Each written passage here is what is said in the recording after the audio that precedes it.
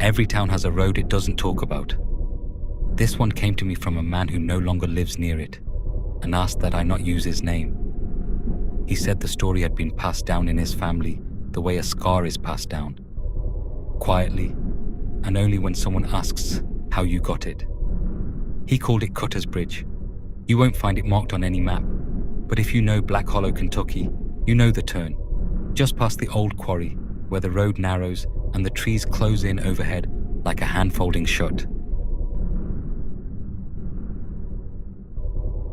Blackhollow used to be a mining town, back when the quarry ran 3 shifts a day and the whole valley smelled like cut stone and diesel. When the company pulled its equipment out in the 70s, most of the town went with it.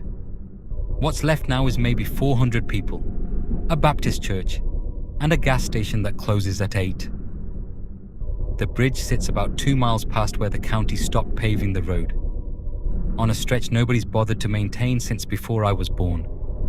Officially, it doesn't have a name on any survey.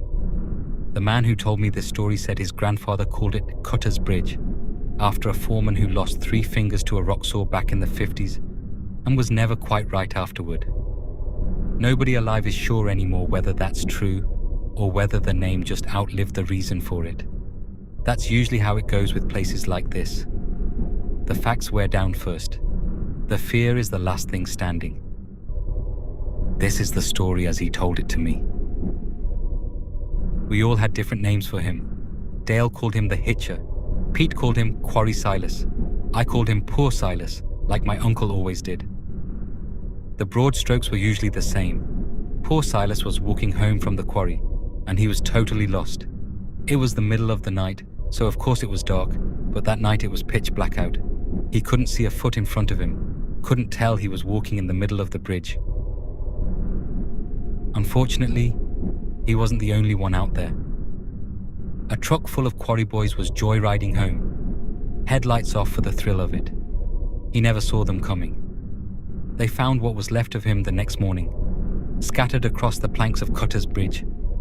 No one ever found those boys, and no one ever came forward. People forgot about it before long. But poor Silas, nothing but a stain on old wood now. He still remembers. If you're out past the quarry after midnight, pull over at the bridge. Shut your engine off for 60 seconds. You might see him there when you start it back up. Walking the planks in the dark, his thumb held high, like he's still waiting for a ride.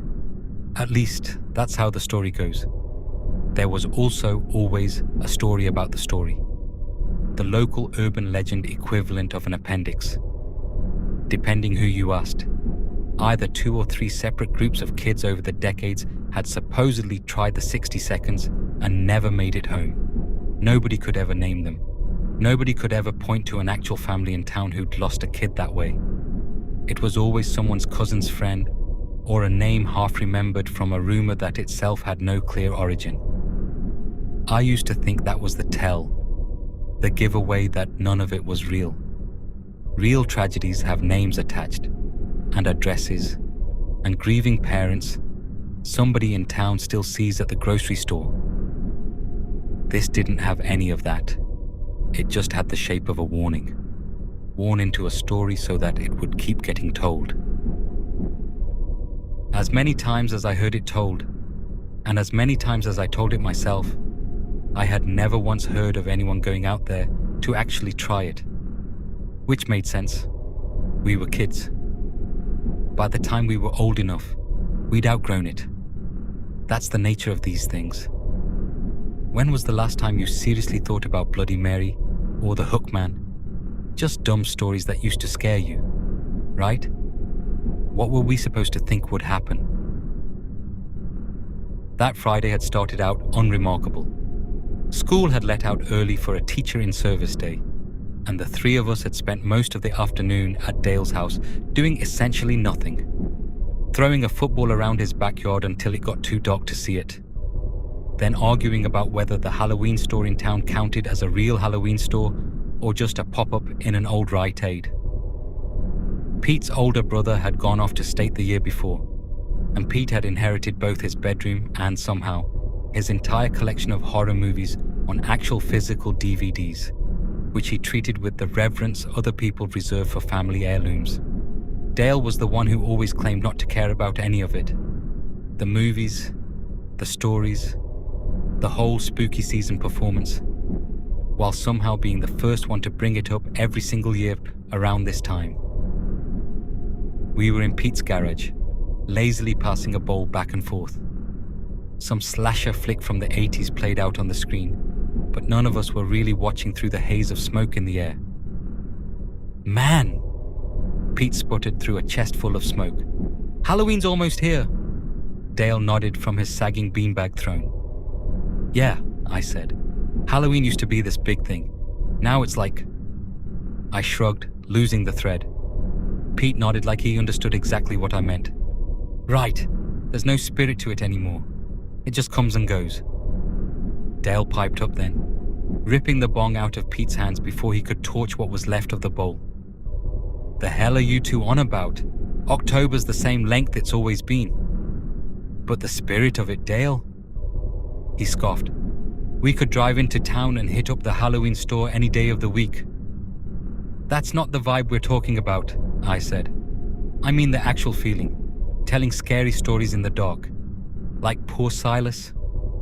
There was a glint in Pete's bloodshot eyes. "Don't start with that." Dale groaned. "You scared, Dale?" Pete laughed. "Hell no!" Dale stood, his curly red hair bobbing with the sudden movement. "I'm not scared of some dumbass story." "Then let's go do it." Pete smirked. "Bet." "Wait," Dale said, holding up a hand like he was suddenly the responsible one. "If we're actually doing this, we're doing it right. Somebody grab a flashlight." "We're doing 60 seconds in a parked car, not spelunking," Pete said, already digging through a drawer of half-dead batteries anyway. "I'm just saying." Dale crossed his arms. "If something's out there, I'd like to see it coming." "Nothing's out there, Dale. That's the whole point of the story you claim you're not scared of." Dale flipped him off without much conviction. Pete found a flashlight that worked on the third try and tossed it into his backpack, along with, inexplicably, a half-eaten bag of gas station beef jerky. "What's that for?" I asked. "Snacks," Pete said, like it was obvious.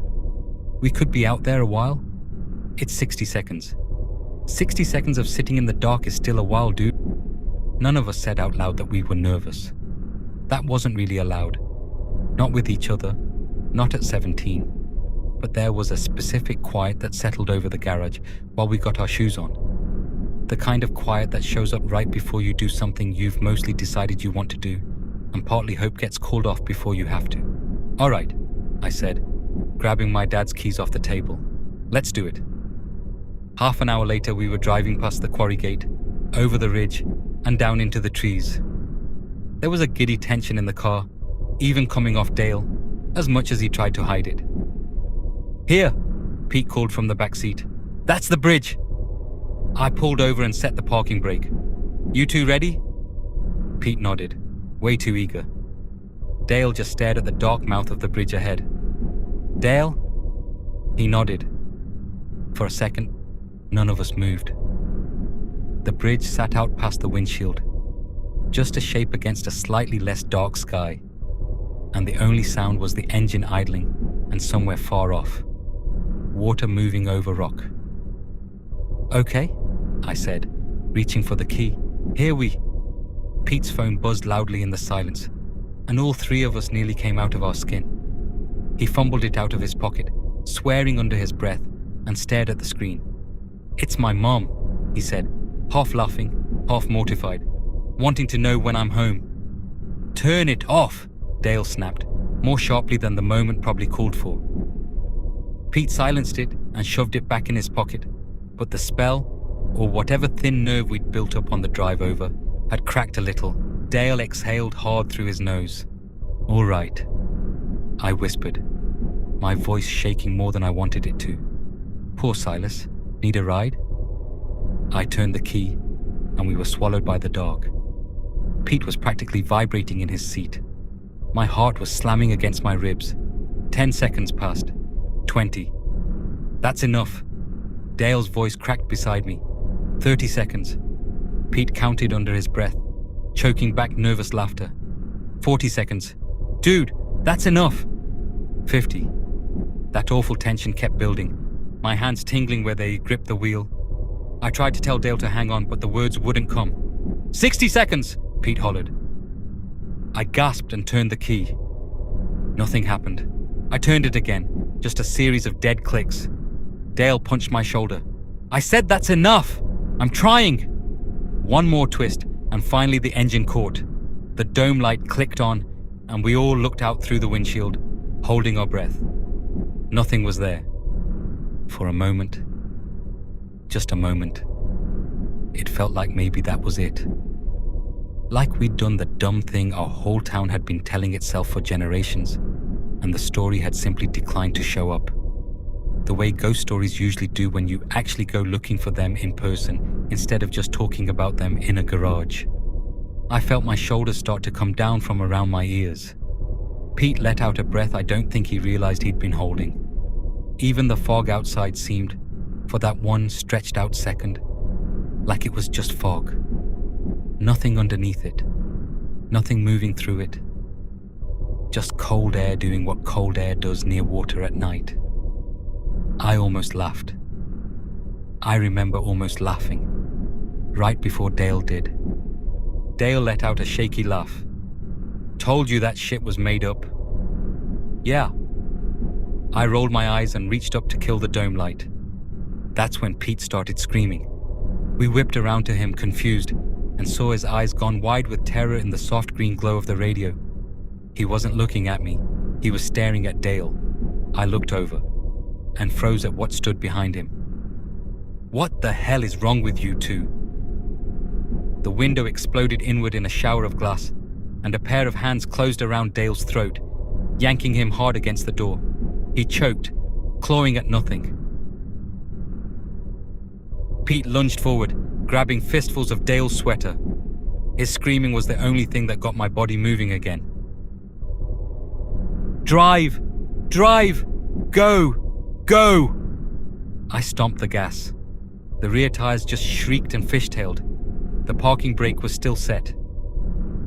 Dale grasped blindly for me, while Pete and whatever had him fought a tug of war over his body. I couldn't move, couldn't look away. I don't think I'll ever come to terms with what was on the other side of that broken window. A ruined, mangled face stared back at me, half flattened, crusted with old dried blood. One bloodshot eye bulged out sideways, fixed dead on mine. Its broken, toothless mouth cracked open, and something dark and rotten spilled from it down a shattered chin. Room for one more. He told me that was the last time any of them went looking for a story on a back road at midnight. I asked him what happened to Dale. He didn't answer that part. He said his family moved out of Blackhollow 2 years later, and that nobody in town ever really talked about that night directly. It became one more thing folded into the larger story. The way the watchman and the boy from the dance had been folded in before it.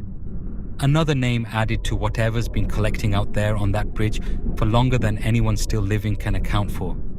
I asked him once, near the end of our conversation, if he still thought about going back. He said he drives through Kentucky sometimes, for work, and he's taken the long way around Blackhollow every single time.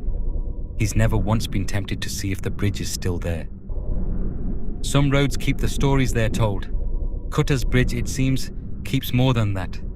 If you're ever out that way, past the quarry, where the trees close overhead, I'd think twice before turning off your engine.